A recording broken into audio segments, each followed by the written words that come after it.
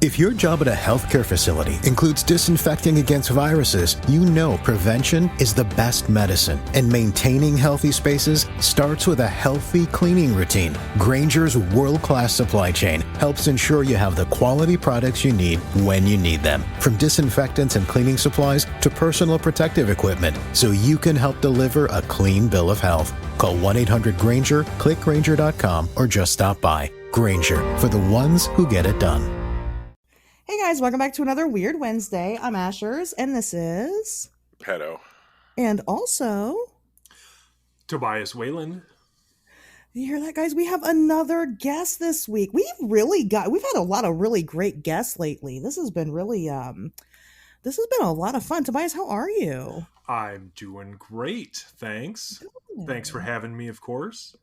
Absolutely. No, we're really excited. What's really funny is that, this was completely by accident. So the podcast is now celebrating its 1-year anniversary. And it came out last March on the 26th, and it debuted, of course, with the with an episode about the Mothman. And I hear you know a little bit about the Mothman. I'm not sure. You know, I wouldn't say that I know anything about the Mothman. I don't think anybody does, but I have some ideas. Sure. Oh, sure. I've seen you in a movie about the Mothman. I actually just watched that. Me and my kid watched that yesterday. Oh, wow. Terror in the Skies. Yeah, that was nice. Pretty good. Oh, thank you. You definitely seemed like the most reasonable person without a crazy beard or a cowboy hat. I've been working on getting both, so... He'll be there soon enough. It's just part of it. One day it just grows in the full moon. Is that when you become a full-blown cryptozoologist? You can't call yourself one. Yeah. It's when the cowboy hat comes in the mail. Yeah, it's in the terms of agreement. It's right there. Yeah, pretty much. Yeah, basically. I'm waiting on mine still. But so anyway, before we get into all that, Tobias is going to tell us some really fun stories. But before we get there, more big news about the UAP disclosure happening. I'm not sure. Pat, you saw this, right? Yeah, I read the news. Now, Tobias, do you know anything about what happened this week and what was told to the press about the UAPs? Are you referring to former Director of National Intelligence John Ratcliffe talking to Fox News? Yes, correct. Then yes, I just published an article this evening, actually, to the Singular Fortean Society. Yeah, it's very interesting stuff. You know, this has kind of been this has been like a really slow, I mean, they're very slowly pulling that Band-Aid off, aren't they? It's really strange, isn't it? So what's going on is that, he went on Fox News and he was talking about, different things that the government has. And this has kind of been like, there's kind of been like a countdown going on because there was something signed into the COVID relief bill back in December that said that they wanted us to decline documents regarding, well, now they call them UAPs. I don't know why they changed that, but fine. And, everybody's kind of waiting on it. And, he comes on Fox News and he tells everybody that, of course we've got debris, we've got evidence to show that these things, can move, quickly without the sonic boom happening. So they're obviously more advanced because, they got rid of the sonic boom. I don't know. I'm not too... I mean, yes, I'm a little excited. Of course, I'm a little excited. I mean, ever since I was a little girl, I wanted the government to acknowledge this. You know what I mean? But at the same time, I'm not silly enough to think that, we're going to get a press conference where there's several intergalactic species saying, hey, look, we're here,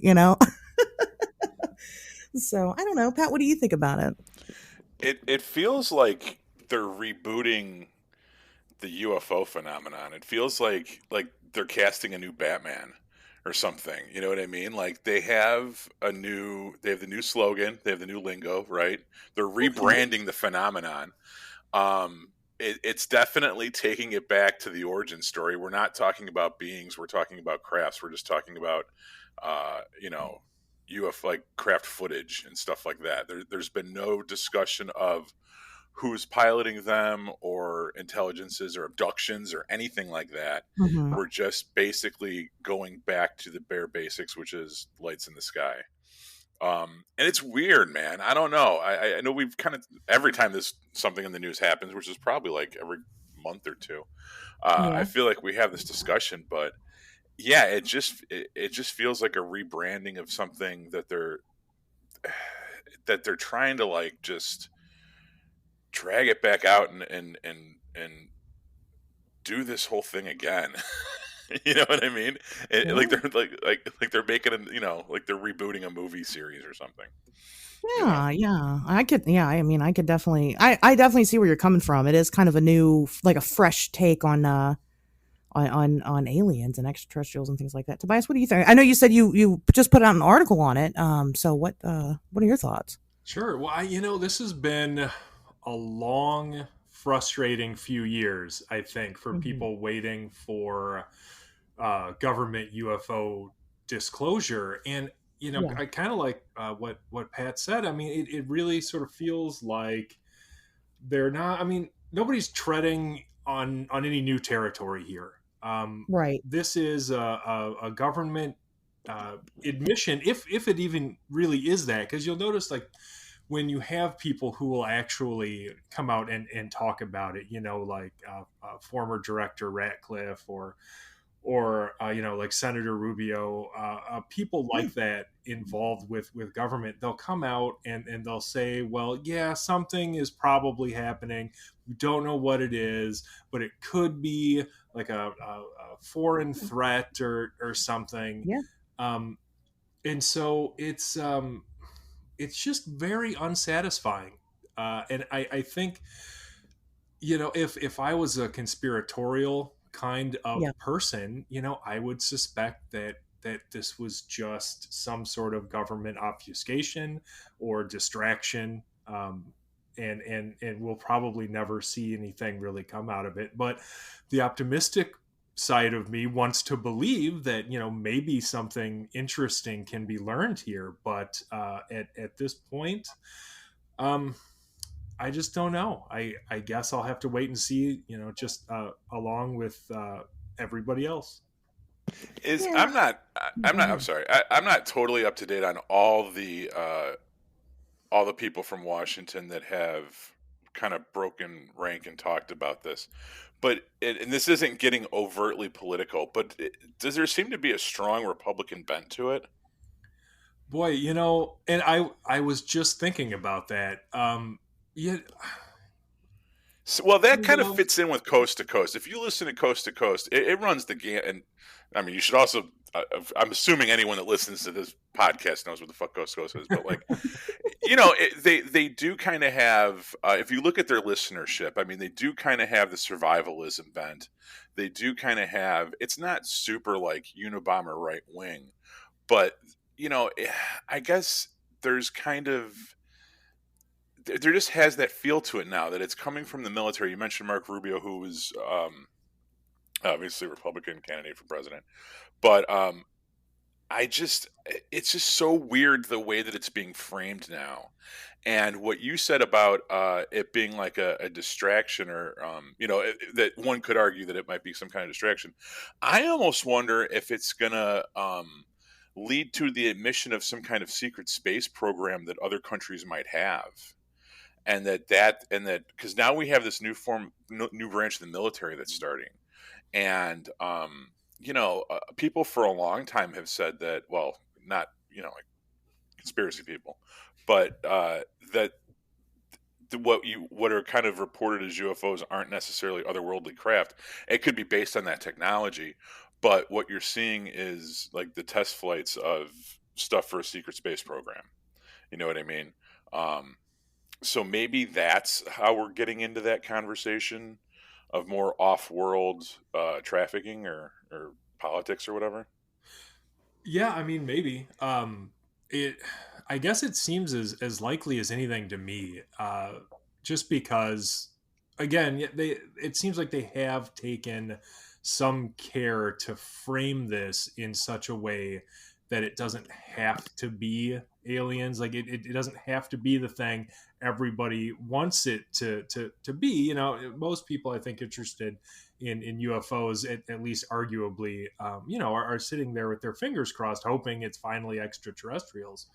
But it really does feel like everybody who has sort of come out and talked about this officially has really taken a lot of care to make sure that they keep the framing right. So it could be a lot of things. I mean, as honestly, as far as I know, this is just another excuse to bomb the Middle East or something. You know, Yeah. it could be it. You know, because they keep talking about, oh, well, what if it's a foreign power? What if one of our adversaries has something that we just don't know about? Well, that's a really good excuse to increase the military budget, I guess, if Yeah. you get people believing it. So, I mean, maybe that's it. You know, obviously that would be a huge bummer, but you just never know with these guys. Well, that's interesting that you said this could be a new excuse to increase the military budget. I mean, we just created the Space Force. You know, I mean, I'm sure that wasn't done for free. I know they're kind of like co-opting a lot of the Air Force's resources for it, but still, I mean, no one just like donated those uniforms. Like, you know, the shit costs money. Yeah. Um, and yeah, a lot of people have always said that, I mean, the ultimate false flag would just be a fake alien invasion or something. You know, when you go back to Reagan's speech at the UN about how, you know, at the height of the Cold War, when he was talking about Russia and the United States, and we would all lay down our arms and join together as one if we were ever threatened by an alien force.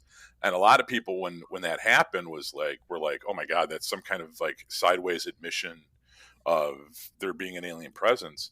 And then a lot of people were said, no, he just telegraphed the ultimate, like, you know, something out of the New World Order playbook, you know, that like, this is how they're going to do it. You know, look at Watchmen, the comic Oh book. yeah. You know, yeah, it's the squid monster, you know, and stuff like that. So like, I don't know. It just, it seems so on the nose, like that the way this information is coming out and the fact that it was put in the COVID bill and the fact that like you have high ranking officials from the Navy and people just like openly talking about this all of a sudden, these people don't break rank and snitch on each other for no reason. They don't just go out and say shit. You know, it feels to me like this is orchestrated, and this is definitely leading towards something. And the more and more I hear people, like even just when you're driving around listening to the radio and you hear people talking about it in the morning news and they say, oh yeah, I think they're, you know, who knows, we could be getting closer. It's like, I don't know. It doesn't feel like that to me. It feels like something weird. It feels like they're, like I said, a reboot of the UFO phenomenon and all that. Yeah, I think there's definitely one of the context clues, you know, kind of involved with this. And it's just, it just goes to show that with things like this, there's a lot, it's still very subjective, and that's terrible. Because it feels like they're telling on themselves, right? But they're not really, you know? And so it's very, I don't know. It's just a very strange, these past couple of years have been very odd.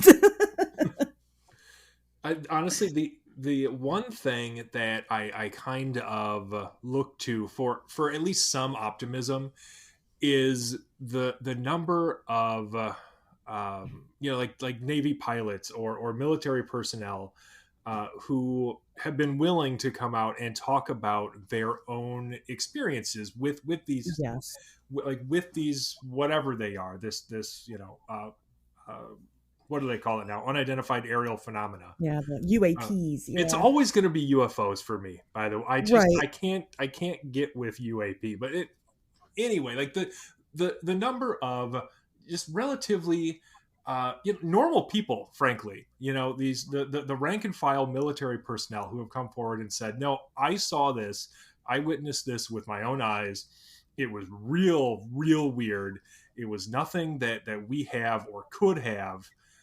You know, that to me is the one thing in the face of all of the possible government deception that we have sort of just become so accustomed to, that really stands out, is like, okay, well, yeah, but maybe it's something really strange. Maybe it's paranormal.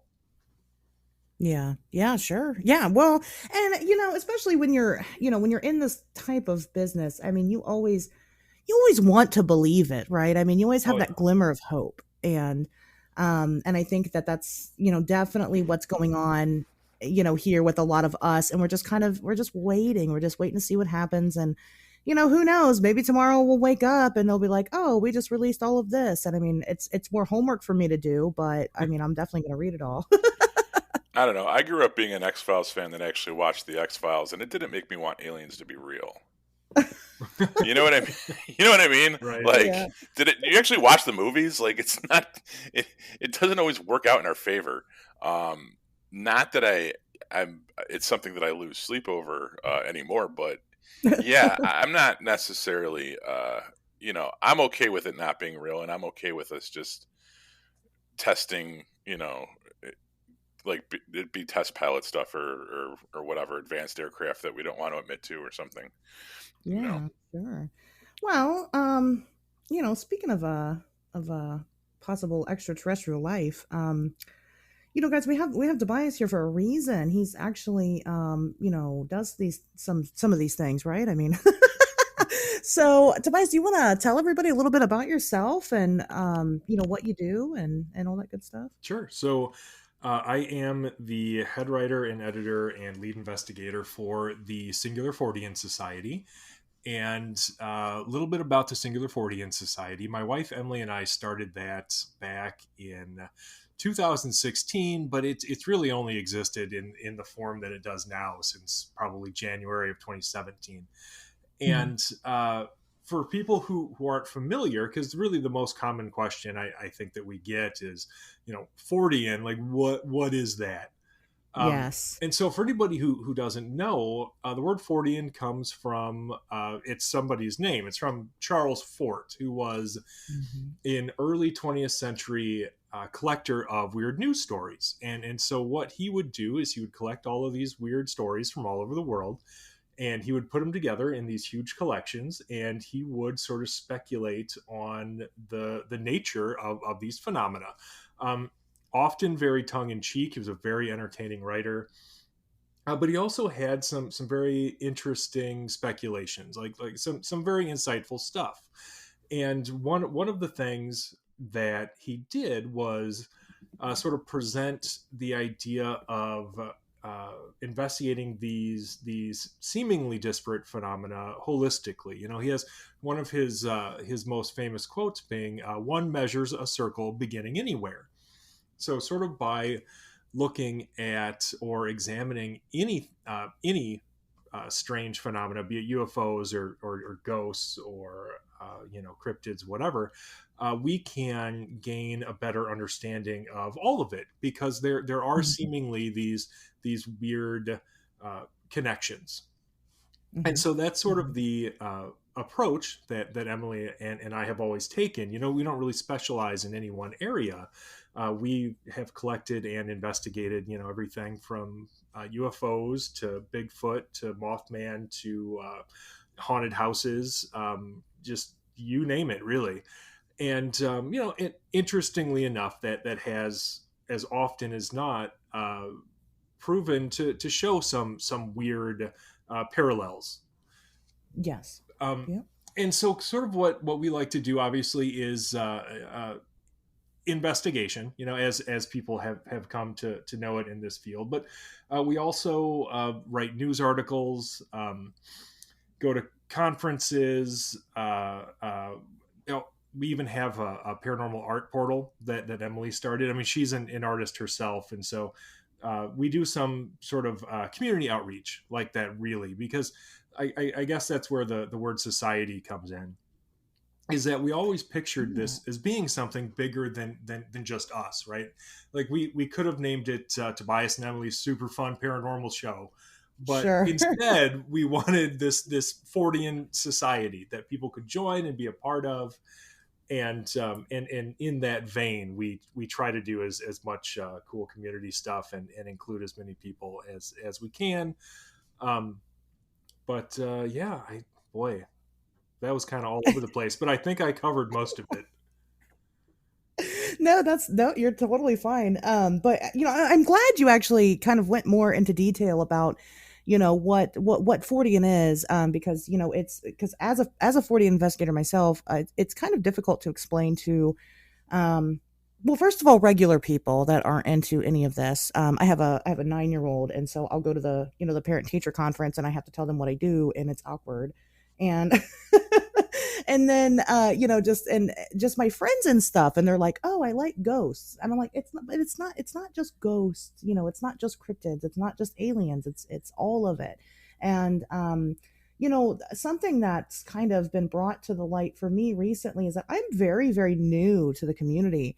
And, come to find out, all of these things that I always thought kind of held hands with each other, the people in it really don't, right? I mean, I'm sure you've experienced people that just kind of refuse to, let go of their beliefs and believe that all of this stuff could work in tandem. And isn't it just so bizarre? It can be frustrating. This field in particular, well, and I honestly think that the paranormal field has this in common with most creative fields, because as much Uh-huh. as people want to pretend otherwise, this is a creative field, and so it can be Sure. very competitive, Oh, and yeah. and just a lot of people are just terrible. And so yeah, I mean, absolutely, you'll have people with their own personal biases, and they really cling to those, and Mhm. they've probably on some level become part of their identity, but more than that, they've become like part of these people's brand. And in a field like this, that is creative, where brand identity is pretty important. People see that as a challenge, not probably just to an idea, but to their career, to their livelihood. And obviously, I think that's the exact wrong way to go about this, which is why we Yeah. didn't. But yeah, I think from my experience that is a lot of it. It's just kind of people being shitty because it's a creative field, and that's basically, if anybody who's worked in marketing or just any artistic field at all could Yeah. pretty much tell you, you see an awful lot of it.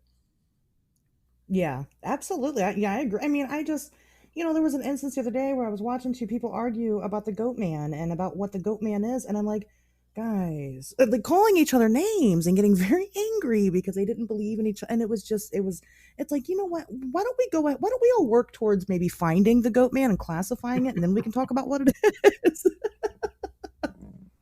And I don't understand that. I mean, there's some amazing people in the community, and I just personally, if I, the first side of drama that I see, I'm not here for it. I'm just here to, for the truth. I'm here to expand what we already know, and continue on those topics. Will we find those truths in our lifetime? I don't know, but I'm at least going to try to do that.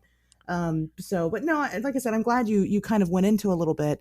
Now, it's funny because the worlds kind of collide here, because you are also very, very much known for your studies on the Mothman, Yeah, and well, more yeah. specifically, the current Mothman age. Right. Um, yeah, it really kind of caught us out in left field, frankly. I didn't when we started. I had a sort of passing interest in the Mothman phenomenon of Point Pleasant. I had Sure. more or less enjoyed like Keel's work. Yeah, he Sure. again, speaking of very entertaining like writers, Yeah. he was one of the best. But I had never really considered that it was something that we would really sink our teeth into. Mostly because it was sort of, it felt like it had been covered, and so with nothing new happening, I was like, well, okay, people have done that. If anything comes up, we can look into it. And then something did. Would have been, boy, spring of 2017.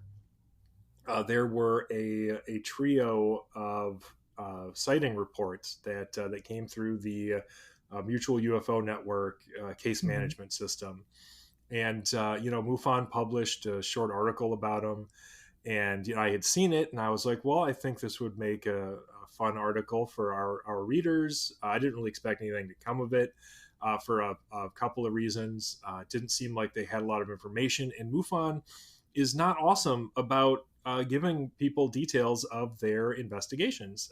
They Correct. are very proprietary in that regard, which is very frustrating. And part of the reason that I used to be a field investigator for them and am now not.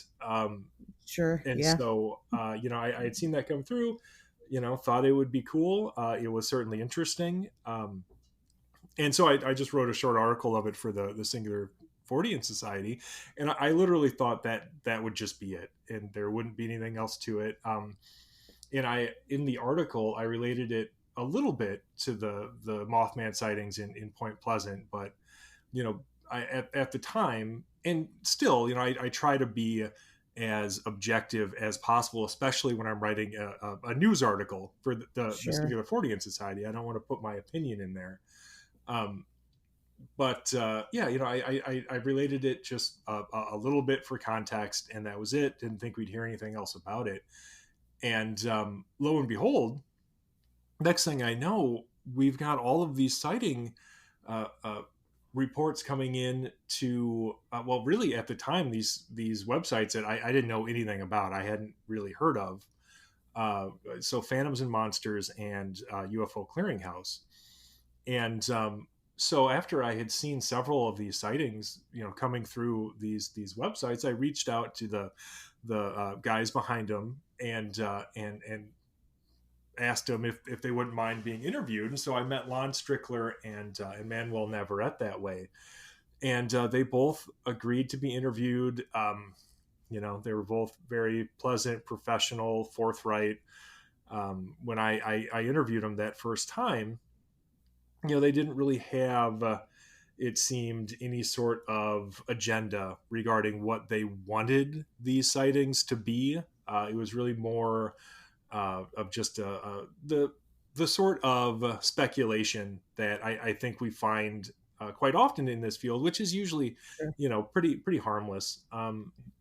And then from there, the sighting reports kept coming, and I was eventually asked along with Emily to participate in the investigation. It turned out that we actually knew some of the same people, and and then next thing you know, the Singular Fortean Society is like, we're getting our own sightings, and so then we're investigating those, and it just kind of snowballed from there. I'll tell you though, I resisted using the actual term Mothman. Like I didn't start using the Lake Michigan Mothman until, it had to be at least a year into it. I stuck with the much more clunky, like either Chicago flying humanoid or just flying humanoid or winged creature for so long.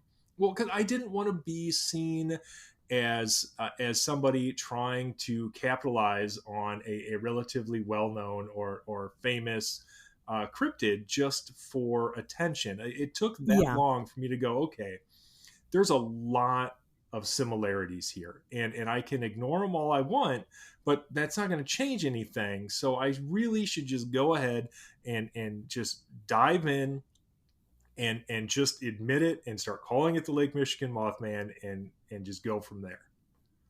Yeah, definitely. Well, one thing that, and maybe I'm jumping ahead a little bit. I just reread your book, which is titled "The Lake Michigan Mothman."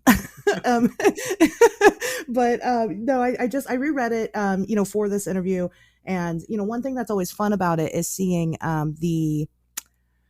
the encounters between the time period of the sightings in Point Pleasant and the modern sightings in Chicago. A lot of people have this misconception that, when people think of Mothman, the first go-to that they run to is, Point Pleasant, the Silver Bridge, right? But what people don't realize is that whatever this thing is, let's call it Mothman, let's call it flying humanoid, whatever, it's had a pretty steady trend of sightings all across the world. I mean, for the most part. And so, I think that probably piques my interest a little bit. Because I mean, I have a very similar kind of relationship. Initially I got into the Mothman because I was a cryptozoological enthusiast. I wasn't even, I wasn't even into this. And somebody had asked me to work on a documentary, and I did not believe that the Mothman was a thing. Honestly, I thought it was just a misidentification of some type of, creature. But the more I dug into it, the more I found out, hey, there might actually be something here. I mean, and I've had to learn all of these, kind of backstories and things, but there's a lot that people don't know. Which is why that's, it's really interesting that, you kind of make those ties to it. So I understand the reluctance to work on the Mothman, because I agree. It just seems like a really trendy, even Point Pleasant. I'm sure. Have you been to Point Pleasant? I'm sure you have. No, it's funny that you mentioned that. I actually have not. We were going to go, it was 2 years ago, and that kind of fell through. And then, 2020 happened, and then, here we are. So, if they keep having that festival down there, and, God forbid somebody actually invites us or something, then yeah, I'm sure we would be happy to go. Absolutely. Well, and I think that, it's they definitely have fun with it. If you go, even if you go off season, not even to the festival, I mean, there's all kinds of Mothman gimmicks. It's really interesting when you go and like talk to the townspeople. You definitely get a mixed bag of people that, believe it. And then so-and-so knows that their uncle's sister's cousin saw it one time, and you get all kinds. Point Pleasant is very interesting. I'll say that it's very, very rich with history. So even if you're not going for just the Mothman, there's all kinds of things to check out there. It is a very, I don't want to say a high energy place, but just it's got some type of weird feeling to it. And the TNT area is it's trippy. It can be scary. It's fun. I always advise everybody to go, because it sure is an experience. But yeah, I mean, I think you should go.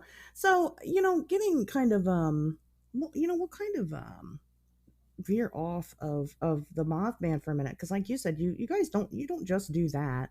I know, like, for me personally, the Mothman has been branded as like my cryptid, and he's not even my favorite.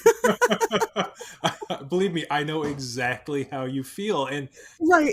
I just, I love this investigation. It's been and continues to be fascinating.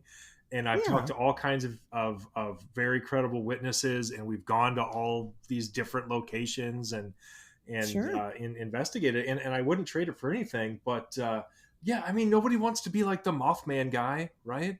Right. Yeah. I mean, I've had fun with it. I've just kind of ran with it. But then when I do, I tend to hurt people's feelings when, like I said, I disclose that he's not actually even my favorite one. So who is your favorite one then? I mean, okay, so Mothman kind of fits into the category. I really like things that can fly, and I like things in the water. But I think Ogopogo is probably my favorite, hands down. Okay, nice. So yeah, I think that's what I really like. I like lake monsters a lot. I think that we have better chances of things that don't live on the ground than we do for anything else to actually exist. So, if they live in water, or they have the capability of flight, I think they can avoid us a lot easier. But that's just kind of my thing. But what, how did you get into this to begin? No one's going to ask me my favorite. Oh, I'm sorry, Pat. Nobody asked my favorite either. I mean, it's fine. We'll let the guest go first. Oh, no, I mean, I don't know. I don't think I really have one that I really stand behind. I'll tell you, as a kid, I think my absolute favorite encounter to read about was the Kelly Hopkinsville goblins. Okay, yeah, like that was that was a big deal to me. I didn't think it was scary. I thought that it was awesome, and I totally wish space goblins would visit me anytime. Yes. We won't shoot you around here, we promise. Oh, totally. Like, that was just rude. That's not how you treat guests. Yes. Especially they're so small. I mean, gosh, if they were really that mean and angry, you could just kick them away. I don't know. You know, Right? there's easier ways to do this. They What's your overreact. favorite? That's fair to say, honestly. Let's go, Pat. Let's hear your favorite. Yeah, What do mine's you- actually somewhat adjacent to that. So when we were in our mid 20s and partying a lot, one of my friends had a friend at school that was South American, and she used to call him El Pombero. And it was like a joke, but the Pombero is like it's like a monster that comes out of the woods, and and you're supposed to leave it rum and cigars so that it leaves your house alone. Oh, it kind of sounds like a Fey folk. And if it doesn't, it's been known to like sneak in through people's windows and impregnate the women and then sneak away. So like this idea of this deity that like knocks chicks up unless you leave it rum and cigarettes, and it's supposed to be like very hairy. And we found pictures of it on like there's like different artist renditions, and some of them it has like really large genitalia. So you got to just Google it. I'm not gonna. I can't really.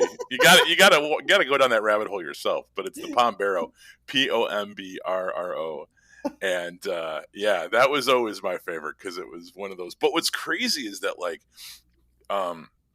there's tons of YouTube videos of these things, like these little like I don't know if they're special effect videos or what, but like it's one of those cryptids that like pops up like fairly frequently in South American countries where they have like little like house elves or things that like are supposed to, you always catch like them like running around in the background or something. Yeah.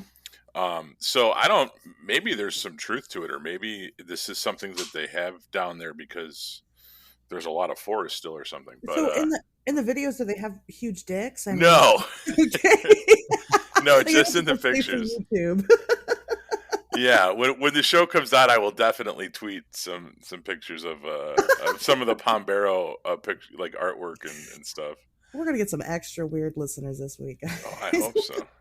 Yeah, if you have any Pombero stories, Please. Well, I did that podcast last week with Life Paranormal with V, and she does. I mean, she's got a story about a very similar, kind of house guest. So, and I linked that last week, so you guys can definitely check that out. But some people do. Some people have those experiences. I don't know. Tobias, have you had reports of little people living in people's homes? or have you seen the movie Cat's Eye? I have seen that movie Cats. What did they call it in the movie? Was it a troll? Yeah. Yeah, something like that. But no. Have I ever knocked a troll into like an oscillating fan? No, I have not.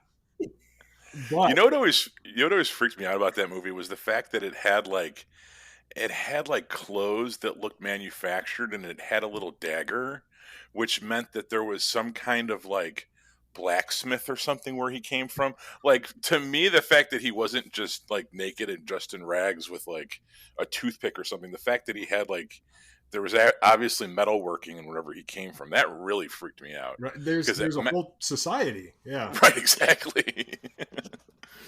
I've never seen this movie. Maybe I should watch it. What? It's a collection of Stephen King short stories back in the 80s when they turned everything that Stephen King ever did into a movie.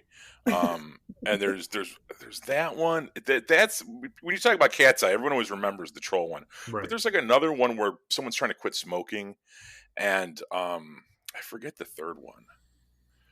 But yeah, and I don't know if those are from his. I don't know if that was something that he wrote or if they were from anthologies of his. Because he does that every couple books. He'll put out like a short story anthology. I really like anthologies too. I'm surprised I haven't seen it, but this is canon to the show. So I'm gonna go off on this tangent for just a second. Pat's gonna be proud. I watched Rawhead Rex. What? Okay, and Yeah, I mean it was pretty solid. I like how all these movies, like the teenagers are like obviously like in their 30s. That was definitely like a point in that movie, but no, it was pretty good. That the scene with the priest was definitely worth it. And that is ingrained in your memory. And now, whenever anybody says Rawhead Rex, you will immediately think of that part in the movie. Well, what really bothers me is that, like, this priest gets pissed on, and then he goes around like grabbing on people and like he's like, grabbing people from behind, and I'm like, ew, this guy's soaked in piss, and it's I don't think he cared at that point. I don't think so either. Honestly. Have you seen Rawhead Rex? Tobias? I'm a huge Clive Barker fan. Totally. Okay, this was a carryover from our St. Patrick's Day episode, where she was talking about the Leprechaun movies, and I was like, "Fuck that! You need to see Rawhead Rex." Nice. And she did. It is an underappreciated classic for sure. I agree with that. I had never. I mean, maybe I had like heard the name here and there, but it's definitely not something that was like in the public view. You know what I mean? So, like I said, I don't think it's available on DVD. I have the VHS still because I don't think they ever gave it like a proper release. Well, I had read it. Oh, go ahead. I had actually read the Clive Barker story, and then I didn't actually get to see the movie until it was on Shudder. Oh, okay. Oh, yeah, I love Shudder. It's great, right? It is. They got so much great stuff on there. Yeah, oh, that's right. Yeah, you do the Joe Bob Briggs thing too. You're part of the Mutant fam. So. Oh, I love it. Yeah, it's a lot of fun. I watch Rawhead Rex on YouTube. You can watch it for free on there, so you guys should definitely check it out. It was very interesting. I liked the monster. I still don't. He was like a demon or something. I don't know. I liked his design. I like the cheap 80s effects. Those are my favorite. If you like that too, then watch it. I think it was 80s. What was it? 70s or 80s? Oh yeah, no, it was like 85. It was probably dead in the middle of the 80s or something. Yeah, I think it was like 86 or something. But yeah, it was definitely post Hellraiser because there's no way that they would have made that one first, and then he would have had the career he had. But Tobias, a real quick Clive Barker question. So, have you read most of the Books of Blood, or all of them, or whatever? Okay. So I never have. It's on my list, but there is a story in there that somebody told me about once, about like these guys are walking, and they're just like walking through like the English countryside or whatever, and there's like a giant made up of people that like goes from town to town and like kills the people in the town, and they get sucked into like the body of the giant or something. Oh man, that sounds super, super familiar. It's been a while. Like I can tell you, like the story that always has stuck with me has been the Midnight Meat Train. Oh my God! Yeah, I saw that movie. The concept. The movie is like, it's got Bradley Cooper in it. I never saw that. I love the story so much. I was like, should I see the movie? So what's this? How does it play out in the book? As far as like I don't like just the overall plot synopsis. Like the guy ended up like joining the weird cannibals or whatever. Oh, okay. So in the movie, like, he sees this guy on the train, and he realizes he's a serial killer, and then he follows him, and it's like this secret like cult of lizard men that like live under the city, and he's just like one of their familiars or something that like has to bring him things to eat, but it's like a it's like an underground like cult. Yeah, I guess you're right. I'm sorry. This is why I have my mic off for half the show. I'm like kind of fucking out of it today. Pat, everyone loves you. You're great. All right, I'm going radio silent again. You guys carry on. You got this. Well, we'll get back to the people. So a big part of being a 40 investigator is kind of like you said earlier, nothing's too far fetched, right? You get all these stories and experiences from people all the time, and your best bet is to kind of go into it. I mean, of course, we all have a healthy dose of skepticism. However, you kind of get more, you catch more flies with honey or whatever. So you kind of get more out of it, if you, genuinely try to believe the best in people and believe what they're telling you. But what are some of the most off the wall encounters that you've heard? Like off the wall in terms of just absolutely strange, or off the wall in terms of not very credible. We could definitely. I mean, we could do one of each.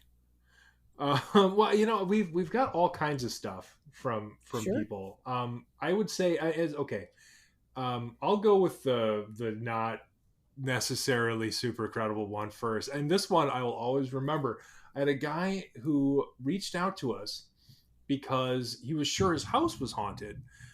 And the reason was because there was this balloon. Like if you let a balloon go in his house, like it would move from room to room.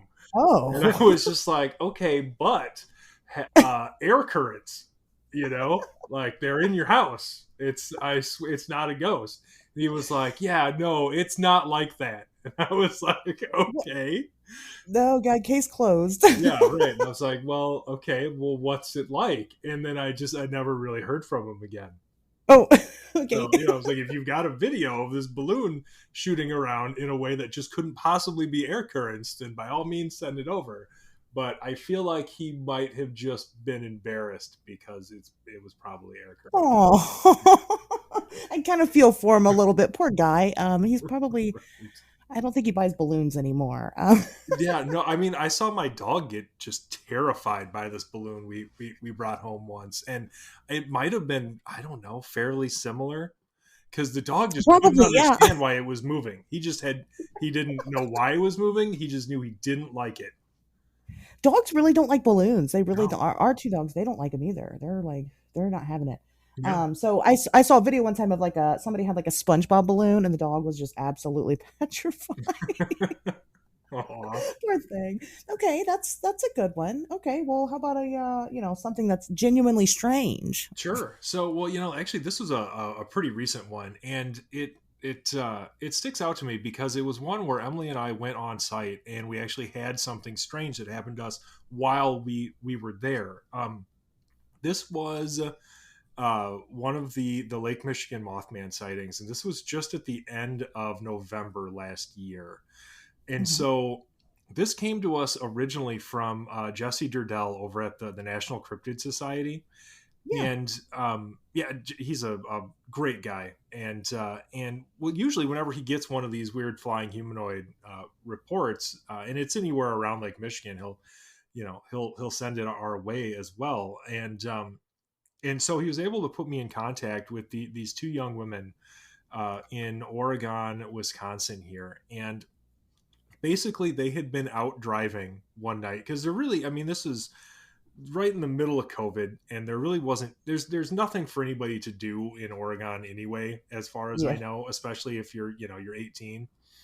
And so they're out driving around, and they saw this thing, I guess, for lack of a better word. They said basically they were driving and they looked up and they saw this huge flying thing. Like they said, it was probably 9 feet long, and it swooped down across the road, just near this, like above this sort of street light that was there. It's a rural area where they were specifically, but there was this intersection they were by that just has like this one lone random street light on it. Okay.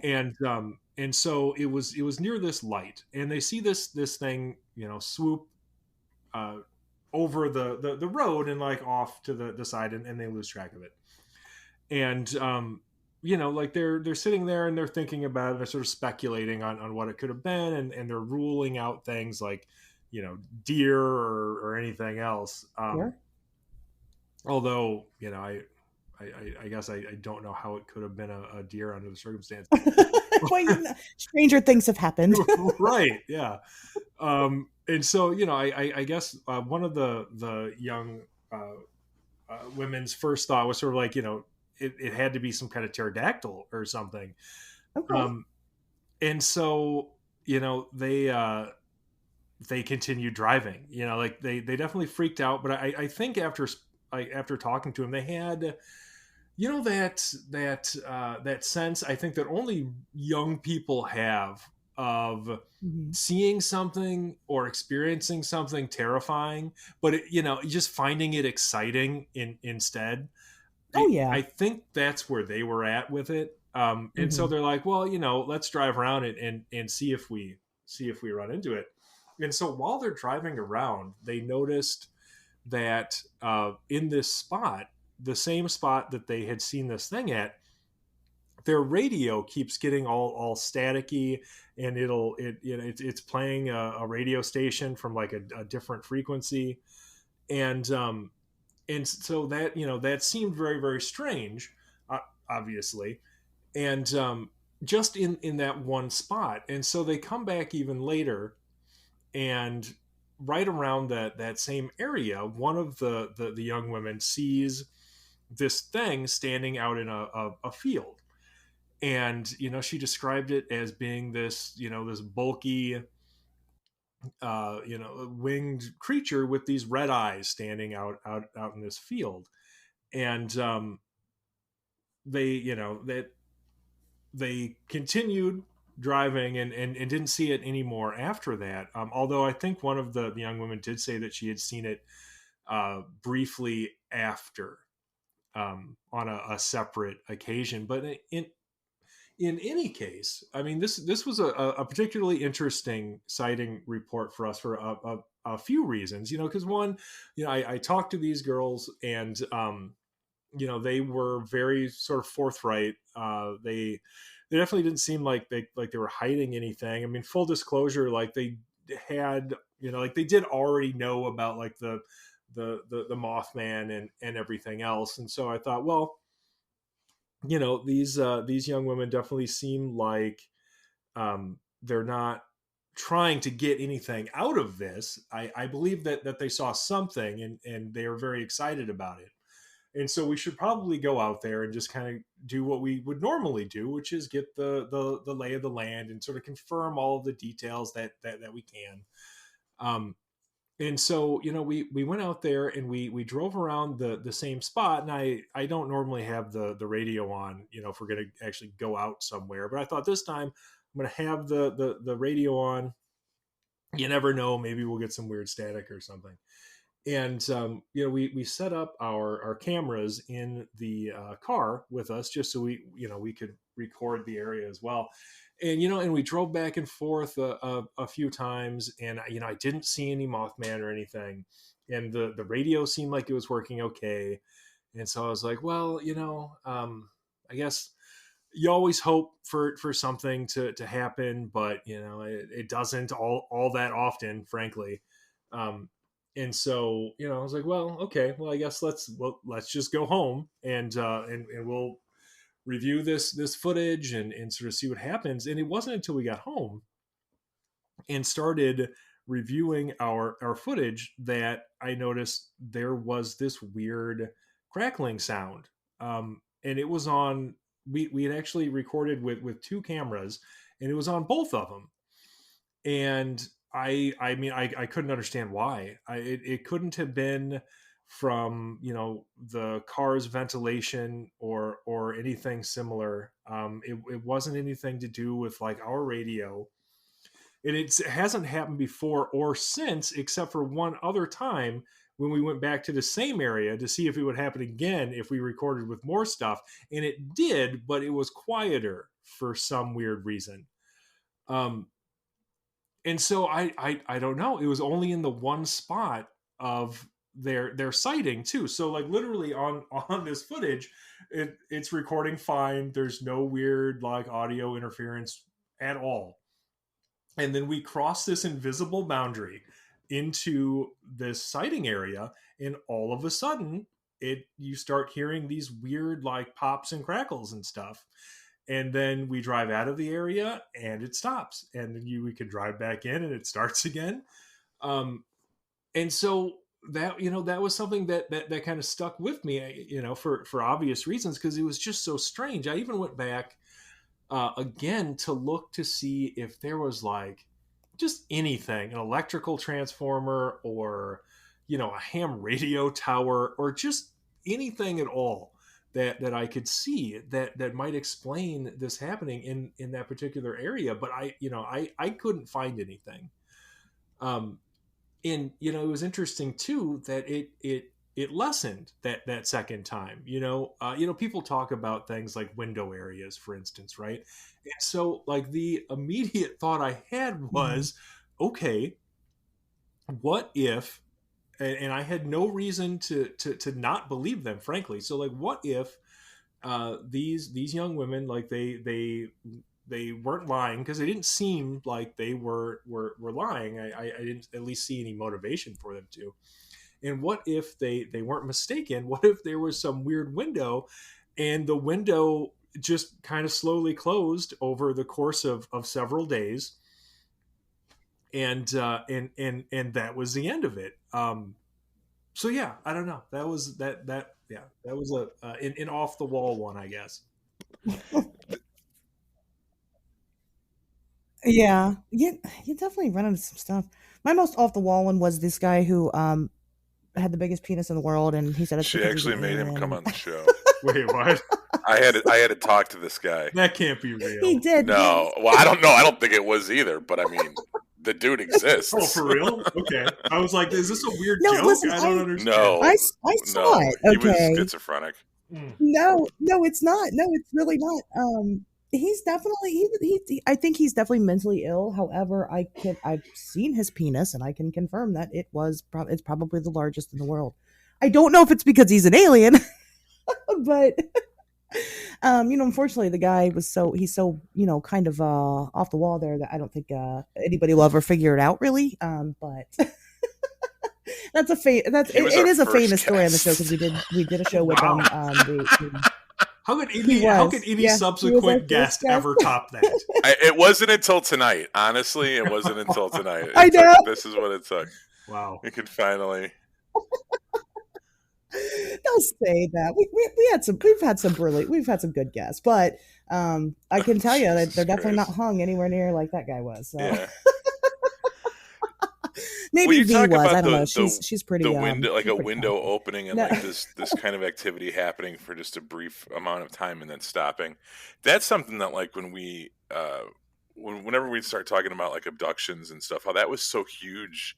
Alien abductions were so huge in the 80s and 90s, and then it seems to be a less prevalent part of the UFO narrative these days. And one of the things that Ashley had brought up was like, well, maybe whatever was happening was only going to happen for 15, 20 years, and then it was over with. And then, they moved on just the same way, our cultures advance and move on, and, the phenomenon does as well, That's all I gotta say. Oh no, I think that makes a lot of sense in a few ways, just based on my own research and the reports we've received and investigated. I mean, I think I don't know that alien abduction like ended so much as the narrative changed. Yeah. I still see the same themes of like interference and observation in a lot of the reports that we continue to get, where it certainly feels like people are being watched, like they're being observed by something that continually interferes with their life in weird, like inexplicable ways. And so, I think that what we could be seeing is just sort of a sort of shifting in that phenomenon, whatever it is, really. It's sort of like, like nobody sees Men in Black anymore either, and Yeah.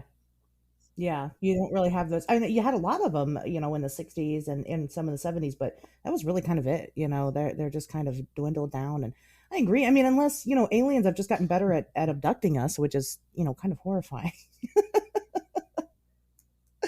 They've been able to kind of round that out, and they do it in a way that we just really don't know that it's happening. But I still get abduction stories, I mean, not a lot, and I agree with that. There's definitely not a bunch. But like you said, if the narrative has changed there, I mean, for whatever reason, maybe they have a different agenda, or, what have you. Who knows? Maybe it's just not, cool to talk about being abducted anymore. I don't know. But I mean, or, my theory before, maybe it's just not relevant to them anymore. They're not studying us in that way. But there's all kinds of unfortunately we can't ask them. Yeah, right. I don't think they'll answer. I tried, and they I don't was call me interested. back. So I thought it's it was kind of interesting that the rude. cattle mutilations made a But comeback.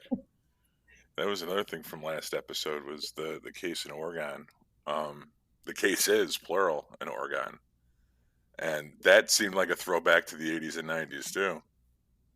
yeah, the recent. So Yeah, definitely. We definitely had a lot of theories regarding that on whether or not they were, maybe this has just been happening. People just haven't been talking about it. And that's still, and actually, Pat, you shared an article with me regarding a possible, which we kind of talked about in the tie into the cattle mutilations about a possible chupacabra happenings. And I don't know, it might have been Mexico. I don't yeah, there's remember some goats exactly. missing.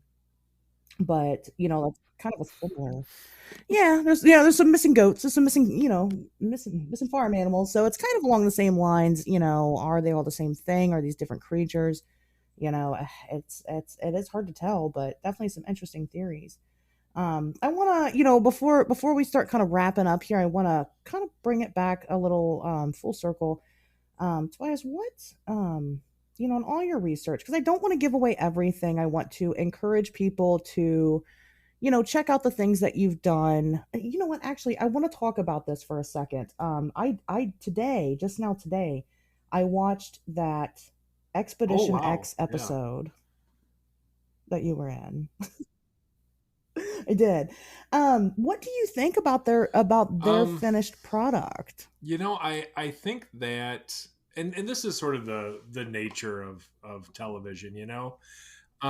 I think that they Hmm. did the best that they could with the uh, research and sort of development that was able to go into a single episode of a television show. Um, so I had Uh-huh. provided them with some resources from our own investigation, and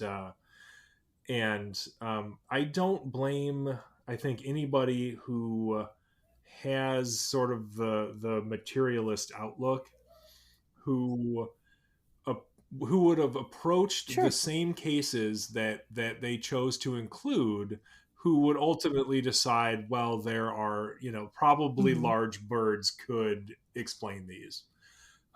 It didn't really, it doesn't tell the whole Sure. story of the investigation itself, but you know I don't know that it was meant to really. So I don't know. I guess what I'm trying to say is, I know, like, I'm trying to figure out, like, kind of what I want to say, because it was a pleasant experience, as far as like going down there and shooting and like meeting Okay. everybody and like that was all great.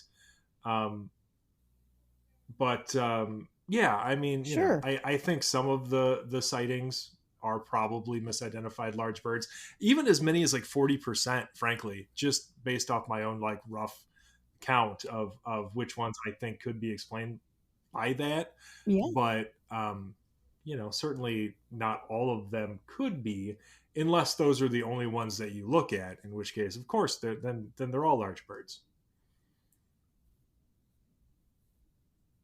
Yeah. Well, yeah. I mean, there were some things. Of course, I don't.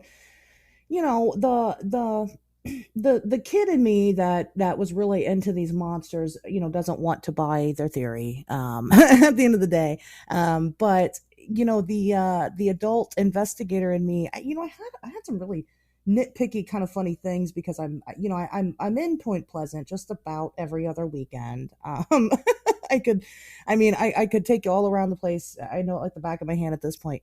I just could not believe that they actually went into the water there. They were in like a boat, and I was mortified because I won't touch the Yeah. water because I know it's a super fun site. There's deadly chemicals leaked into that water, and I would never, they're ballsier than I am because I would never. Brandish a boat and just get out there and be like, and the one guy like sticks the camera like in the water and his like hands like, and I'm like, don't do that. Oh my God, you're gonna get the cancer. It was not. But I mean, it was kind of a kind of a campy experience. But I did like how they kind of tied which is not something you hear about often, but it there are ties to it. How they tied the TNT kind of project, the munitions plant, back to Wright-Patterson Air Force Base in Dayton, Ohio. I did not expect that. That was kind of a that was like a twist there for me. Now, I don't know if that was legit. They definitely could have staged that fire extinguisher there that they found that was from Dayton, Ohio. But either way, I thought that it was definitely a fresh take on the narrative because you just don't really hear that connection a lot. So that was, that was fun, but no, I did watch it. Everybody else can check it out too. As the first episode of Expedition X, you can see Tobias there. You can also see him in the Terror in the Skies documentary. And it'll be kind of interesting, but and then of course his book, The Lake Michigan Mothman. But like I said, I didn't want to give everything away. But at the end of the day, what do you think the Mothman is or was? Or Sure. I know that's a hard question, but what is your personal opinion on that? Sort of what I've learned in the Lake Michigan Mothman investigation is that there isn't one explanation for every sighting that we've received. So like I said, just less than half of them are probably misidentified large birds, but that still leaves a sizable number of cases that definitely aren't. And of those, certainly all of the people with whom I have spoken seem like credible, sane people. And so that sort of leaves us with this mystery of what did these otherwise normal people who definitely did not go out looking for Mothman see when they encountered this terrifying flying creature with red eyes. And so that being said, at this point, I don't think it represents any sort of undiscovered biological species with otherwise like mundane qualities. I think that there's just too much high strangeness involved here. I think the creature itself, from a biological perspective, makes no sense and shouldn't even be able to fly. And so I think once that's considered, then probably what we would have to be looking at is something far, far stranger. And then beyond that, it's all speculation. I've been thinking a lot of lately about how consciousness sort of seems to be the medium so often in these sightings, like the medium through which they seem to occur, and then sort of what that could possibly mean. Is it even a physical creature at all? As we think of physical creatures, could it be something that is more immaterial, something that interacts with us not just directly through consciousness, but exclusively so? I don't know. There are a lot of different possibilities, but I think that at least some of these cases are something very, very strange. Yeah, for sure. It is really hard to land on, especially when I feel like we just don't even have the science down yet to even begin to understand what something like this could be. And it like you said, it kind of leaves it really open ended, but for sure, all these people not all of them could be incorrect, so I think there's something to it. Okay, well, on that note, I will go ahead and we'll go ahead and end it there. Now you can check out Tobias's website, the singular, it's just singular40.com. Okay, wonderful. I'll link everything. I'll get links to the book. I think people should check it out. The website's really fun because you guys have all those off the wall sightings and things like that nobody really knows about, and I think that's fun. And of course, it's current, which is also very fun. So check that out. And thanks for having me. We loved having you. Thanks for coming. Great, awesome. All right, guys. Well, we will see you back here next Wednesday.